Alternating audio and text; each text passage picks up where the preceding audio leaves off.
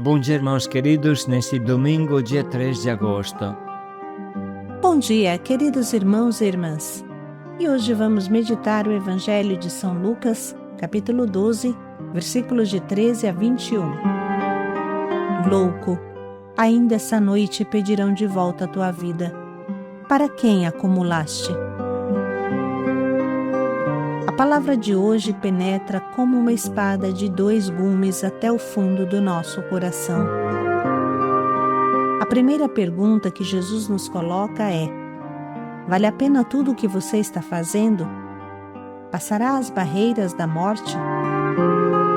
E a segunda: por que acumular bens nessa terra? É mais inteligente doar ou acumular? Mal não é o dinheiro, mas o dinheiro acumulado egoisticamente, ao invés de ser para os pobres. A lei humana admite o acúmulo, mas Jesus diz que todo acúmulo é desonesto, estulto, diabólico.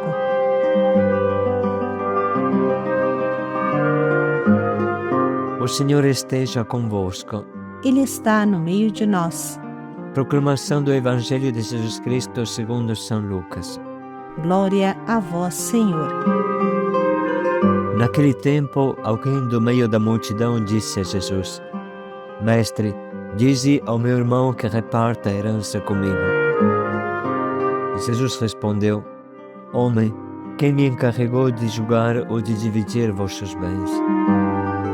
E disse-lhes: Atenção, tomai cuidado contra todo tipo de ganância, porque mesmo que alguém tenha muitas coisas, a vida do homem não consiste na abundância de bens.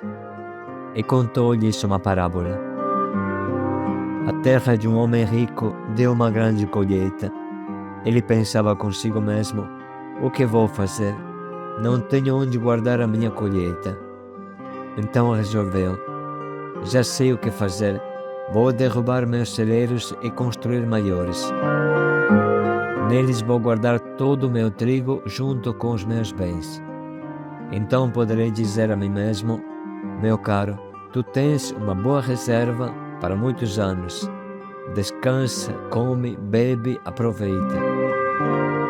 Mas Deus lhe disse: louco, esta noite pedirão de volta a tua vida. E para quem ficará tudo o que acumulaste? Assim acontece com quem ajunta tesouros para si mesmo, mas não é rico diante de Deus. Palavra da salvação. Glória a vós, Senhor.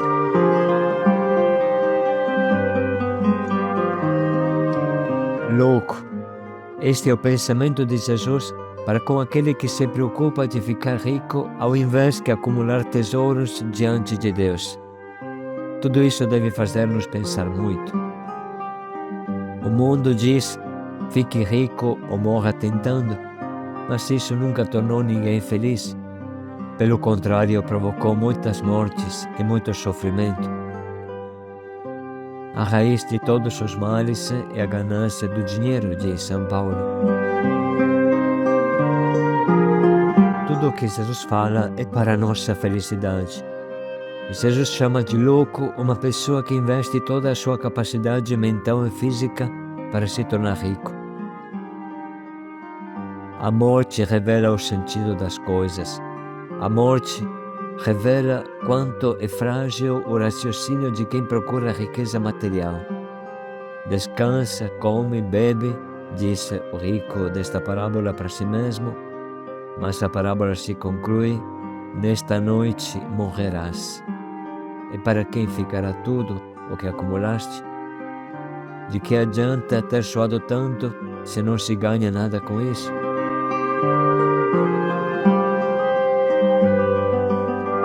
Olhando bem as coisas, você percebe que até enquanto vive, o rico não consegue sossegar, não consegue descansar, porque tem medo que o roubem e o assaltem. Se cerca de grades altas 4 metros, pelo medo de que alguém invada sua casa. Não sai pela rua pelo medo que o sequestrem. Enfim, constrói para si mesma sua própria cadeia e dali não sai, escravo de sua riqueza. Queria comer, mas não consegue, porque o nervosismo pela sua ganância lhe fez ganhar uma úlcera. Preste atenção ao mal dos executivos. Dificilmente o rico consegue saborear o que ganha. Vocês lembram da antiga lenda do rei Midas? Midas era rei da Frígia, amante das riquezas e do luxo. Certa vez, pediu a um dos deuses que adorava que tudo o que ele tocasse se tornasse ouro. Baco, o deus do vinho, atendeu seu pedido, mesmo pesaroso. Midas seguiu o caminho. Jubiloso com o poder recém-adquirido, se apressou a pôr em prova. Mal acreditou nos próprios olhos quando viu um raminho que arrancara de um carvalho transformar-se em ouro em sua mão. Segurou uma pedra, ela mudou-se em ouro. Pegou um torrão de terra, virou ouro. Midas, eufórico, começou a tocar tudo que passava pela frente e tudo virava ouro. Sua alegria não conheceu limite e logo que chegou à casa, ordenou aos criados que lhe servissem um magnífico manjar. Mas logo verificou, horrorizado, que se tocava o pão, este enrijecia em suas mãos e começava a brilhar. Se levava comida à boca, seus dentes não conseguiam mastigá-la, porque se tornava ouro logo o que lhe entrava na boca. Tomou um cálice de vinho, mas a bebida desceu pela boca como ouro derretido.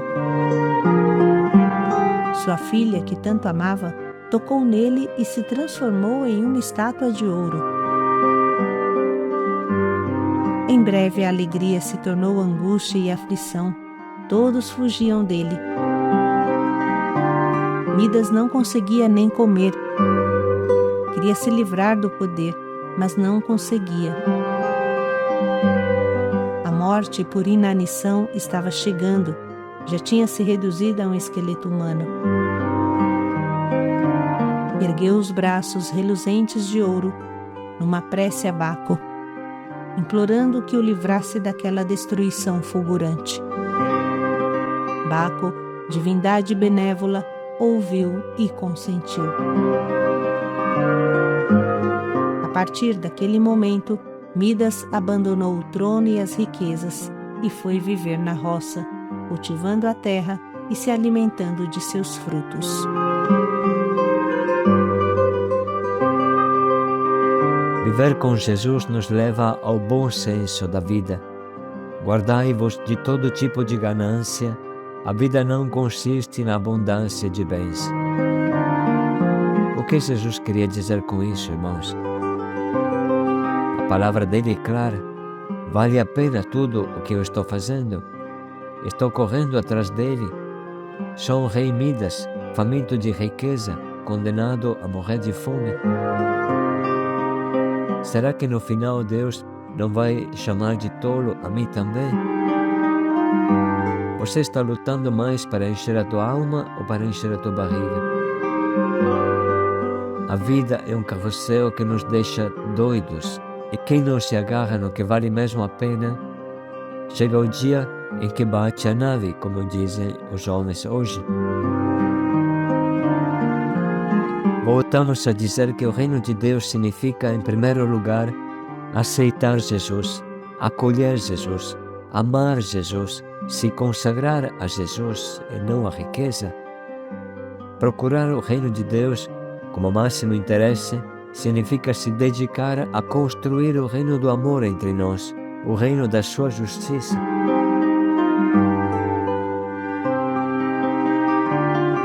Consagrar a vida para a riqueza é o pior investimento que se possa fazer, e quem se torna escravo do seu trabalho pelo medo de perdê-lo, perderá sua própria vida, perderá seu casamento, perderá seus filhos.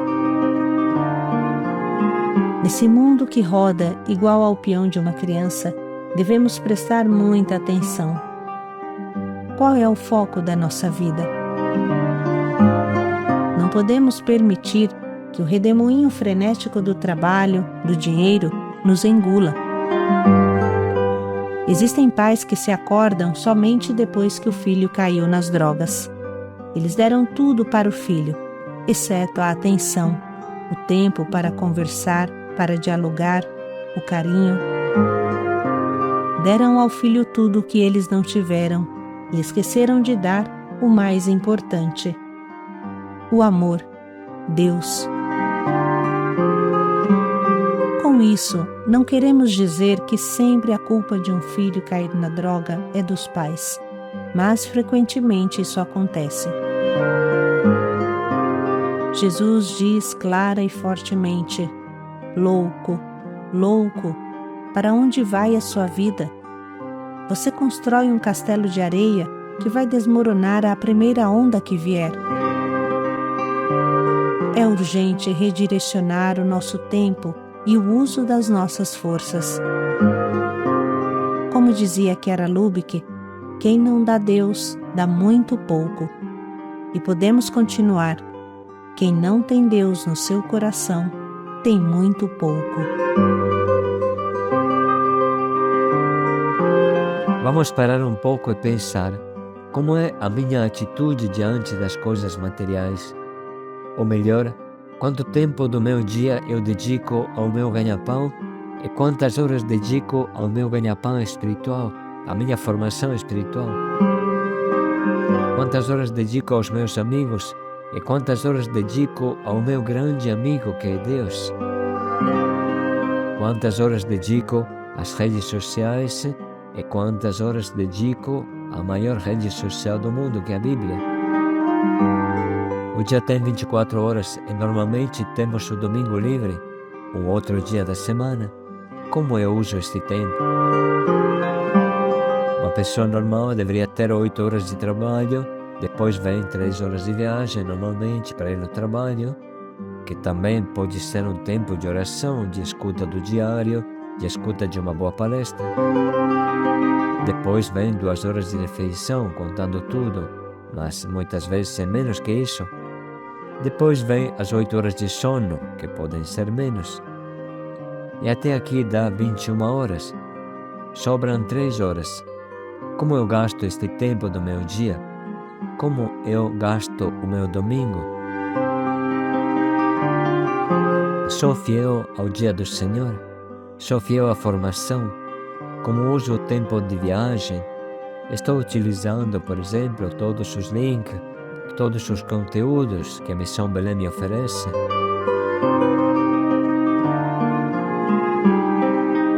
Queremos enviar com esse diário uma simples agenda, que chamamos de inteligente, porque prevê uma avaliação noturna para você aprender a concentrar bem a sua vida. Você deveria, à noite, programar mais ou menos o que você fará no dia seguinte. Meia hora por meia hora, na coluna de esquerda. Depois, durante o dia, essa programação que você fez fica como referência. Quando chegar à noite do outro dia, você na coluna de direita marca o que você conseguiu fazer daquilo que havia programado e o que você não conseguiu, por desleixo ou com justificação. Isso vai te ajudar muito a criar ordem no seu dia. Vamos agora ler novamente a palavra que Jesus nos doa e que tanto nos estimula a refletir. Naquele tempo, alguém do meio da multidão disse a Jesus: Mestre, dize ao meu irmão que reparta a herança comigo. Jesus respondeu: Homem, quem me encarregou de julgar ou de dividir vossos bens? E disse-lhes: Atenção, tomai cuidado contra todo tipo de ganância, porque mesmo que alguém tenha muitas coisas, a vida do homem não consiste na abundância de bens. E contou-lhes uma parábola. A terra de um homem rico deu uma grande colheita. Ele pensava consigo mesmo: o que vou fazer? Não tenho onde guardar a minha colheita. Então resolveu: já sei o que fazer. Vou derrubar meus celeiros e construir maiores. Neles vou guardar todo o meu trigo junto com os meus bens. Então poderei dizer a mim mesmo: meu caro, tu tens uma boa reserva para muitos anos. Descansa, come, bebe, aproveita. Mas Deus lhe disse: louco, esta noite pedirão de volta a tua vida. E para quem ficará tudo o que acumulaste?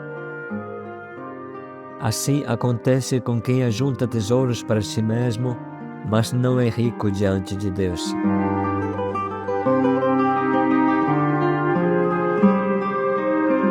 Podemos parar um momento e sublinhar o que mais toca ao nosso coração.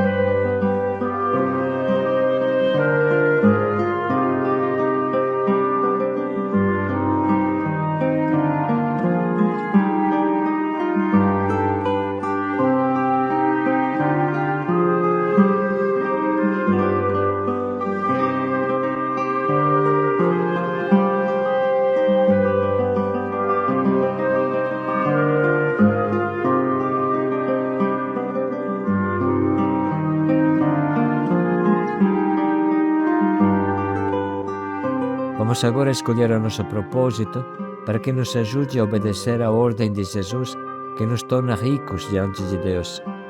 Como podemos nos tornar ricos diante de Deus à maneira de Deus?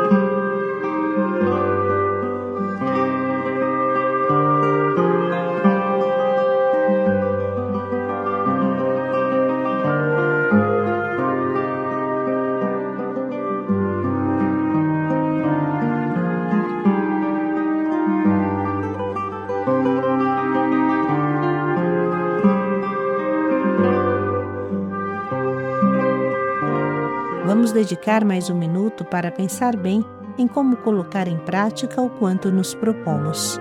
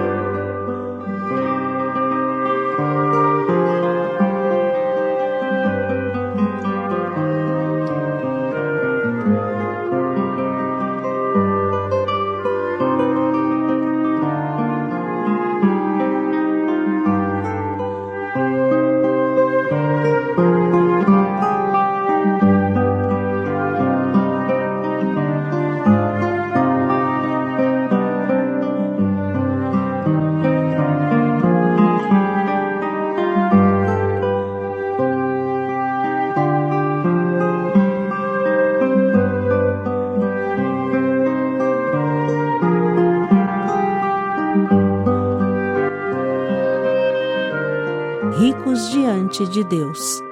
Paz e alegria a todos. Ricos de amor, paz e alegria a todos.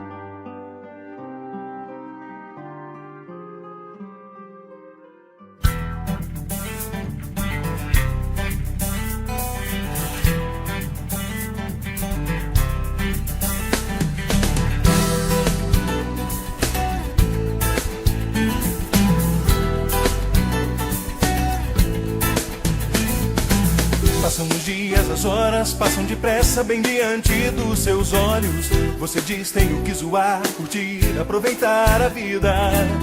Tenho todo o tempo do mundo, todo o tempo do mundo. Será?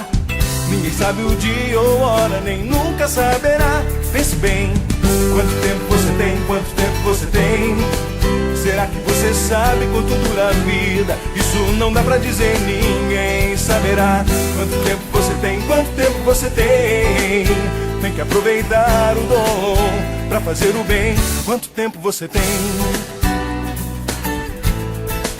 Quanto tempo você tem? Faça o melhor, faça o que puder com a vida que Deus lhe deu. O seu tempo é um talento, um dom, tem que fazer render. Tempo para servir a Deus, para ajudar o irmão. Verá que o segundo vale ouro, não vai desperdiçar. Pense bem, quanto tempo você tem, quanto tempo você tem?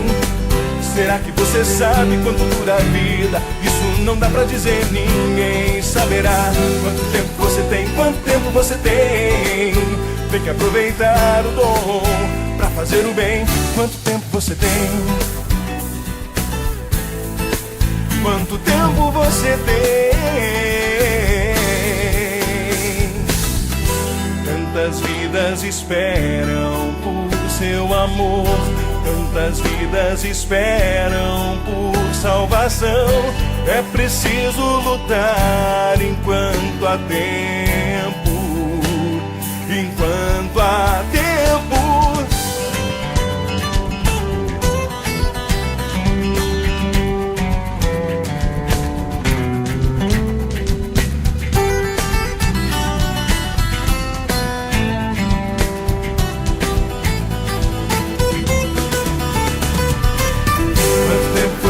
Quanto tempo você tem? Será que você sabe quanto dura a vida? Isso não dá pra dizer, ninguém saberá. Quanto tempo você tem? Quanto tempo você tem? Tem que aproveitar o dom, tem que aproveitar o dom. Quanto tempo você tem? Quanto tempo você tem?